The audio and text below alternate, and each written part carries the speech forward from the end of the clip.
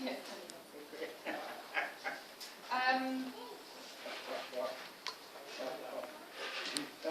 asked Elma to read it out. We just had to put something on paper between Dawn and my sisters.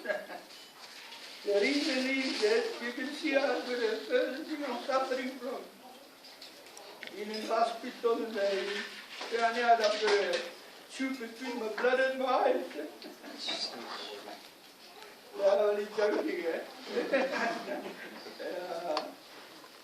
So yeah, you know, was diagnosed with cancer in March of this year. And yeah, you know, we always used to say to people when they ask you, how you feeling? You say, no, you're not sure, but has to give me tablets to feel better. But yet, after this, I know what it's all about. That's what you get every day of your life, is tablets. And a hell of a lot of them. Yeah. Currently on the chemo tablets, and it's making your bones and head your car. But yeah, we'll get there with the right attitude, and that's something I said to Benny, you know, you have to change your attitude. That's very important. You know, when I got to March, and Dawn and myself were sitting in the garden, and we said, okay, cancer, big deal.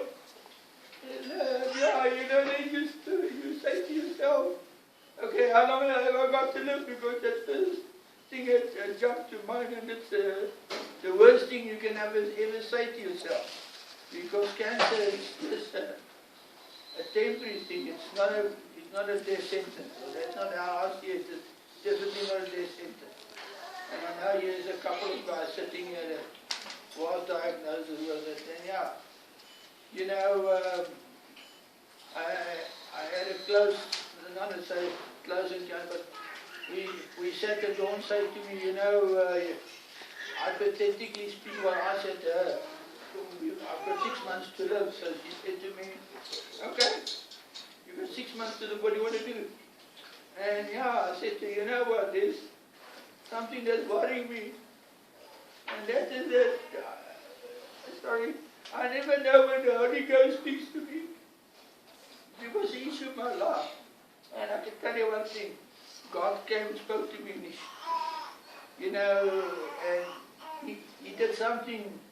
He actually freed my, a lot of religions say soul. I said, he freed my heart. I had a lot of change I had around my heart, crosses I was carrying.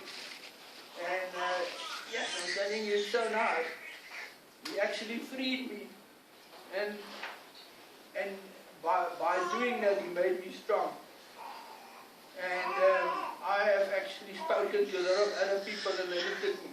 And I actually said to them, you know, with this whole thing I've gone through, lying in the hospital, you get a lot of time on hand. You start thinking and analyzing your life. And I know I've given my life to God. I cannot tell you which day and what time, but I knew.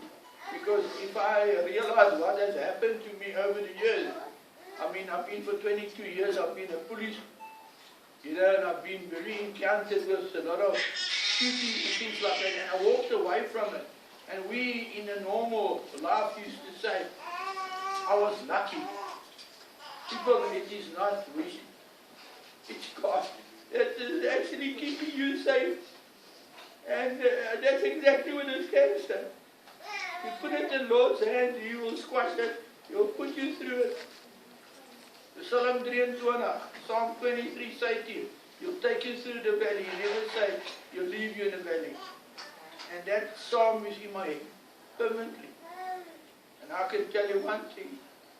I'm going to come and stand here when I will come and tell you this. Cancer is gone.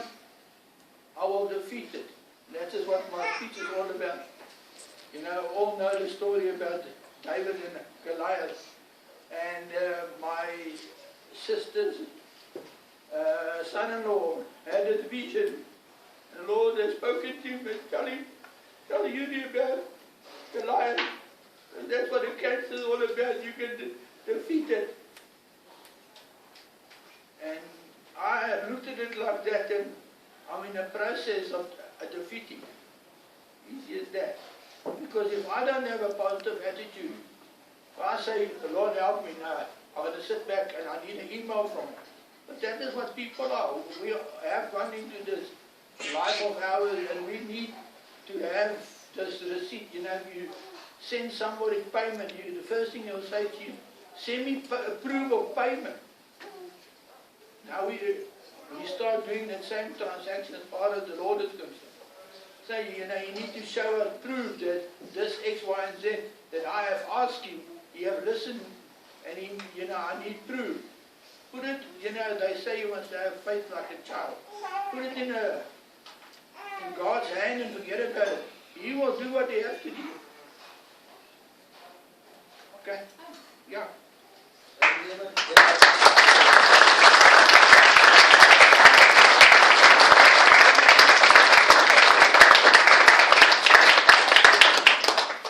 Motorcyclists that rode with a shirt like this, and we signed this in memory of Jurie.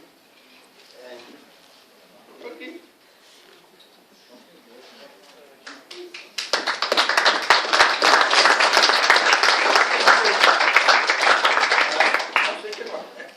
I'd just like to, his wife, we just want to say 2 minutes. I know we're running by time, but she asked she would like to say something. Dawn, and then I'll say the last things and start eating. I'm sure we're all dying of thirst and food.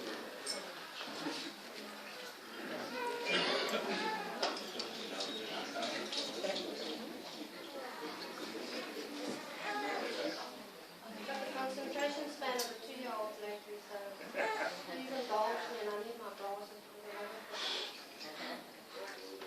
My husband's tumor. It's not a cancer story, it's a love story with some cancer. The morning after being told that my husband has a brain tumor, I sat in the car in front of the hospital saying to myself, go in there and be a woman. And even though I'm not quite sure how to do that, I opened the car door and got out. Every man deserves a strong woman, a Kennedy type, strong and unflappable, as Jurie got me. When the doctor points out an abnormality in his MRI, I'm blushing and hot and sweaty and teary. I met Jurie again 30 years after leaving school. It was impulse that made me accept the first date, even though it didn't fit my criteria.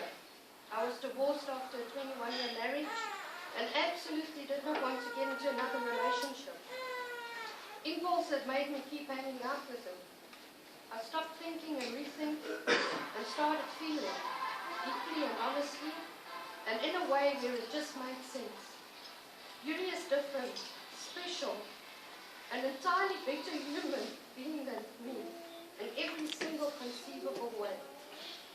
There are lots of boys who hold doors open for you, and lots of boys who nervously bounce their leg on the first date, but there aren't any boys like him. He wasn't a challenge, and he wasn't a mystery or a novelty.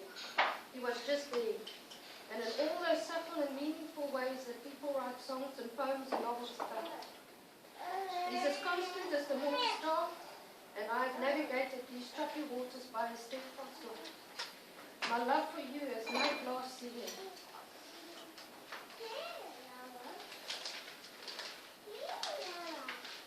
All of the cliches, things that people say about life are true, and become even truer when something like this happens. It's precious and brief and cruel and sweet, even if it isn't fair. There is no why. You don't have a right to the card you believe you should have been dealt. You have an obligation to play the hell of it holding. You're damn lucky to have a healthy partner, of course, but so are we. We're privileged to see life from a perspective that our peers won't have for decades. We're honored to be able to live our wedding vows to the letter. We're ripped apart and sewn back together every day by the stunning beauty and cruelty of this life. We're lucky because nothing creates a solid unit like a strong opponent. I've learned from Jurie that this is what being an adult is, doing everything before you are ready. you graduate to the next event.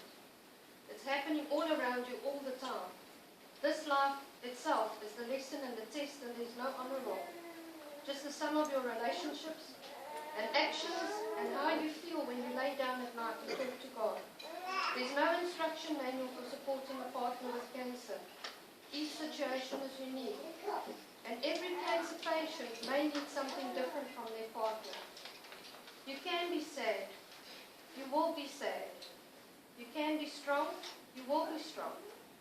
You will be whatever you need to be, but more importantly, you will let them continue to be themselves. What do you do when a person you love gets cancer? Your very best. And how will you get through this? Together.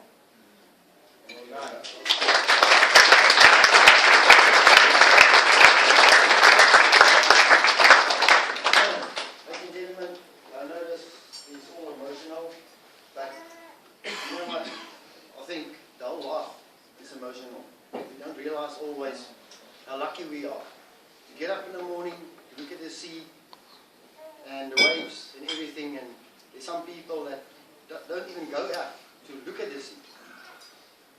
It's little things like that that make us realize. And from me, I always say, you know what, people are fantastic. But always talk good about somebody else. And the last thing I'd like to do is, before we finish, because I can see people are sleeping, they're hungry. Lunette Rondani, which I spoke about, who passed away last year, supported us. Her husband is here. I just would like you to come up with a special yes.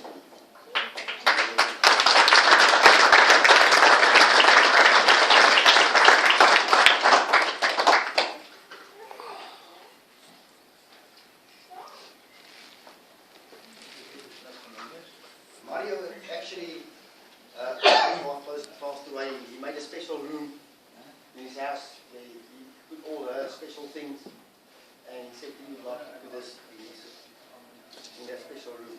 Thank you.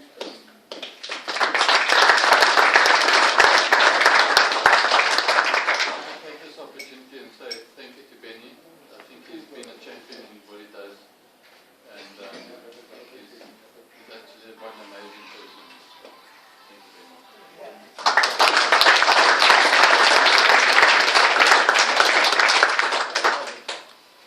We spoke about everything. All I just want to say to each and every cyclist, thank you guys for a fantastic tour.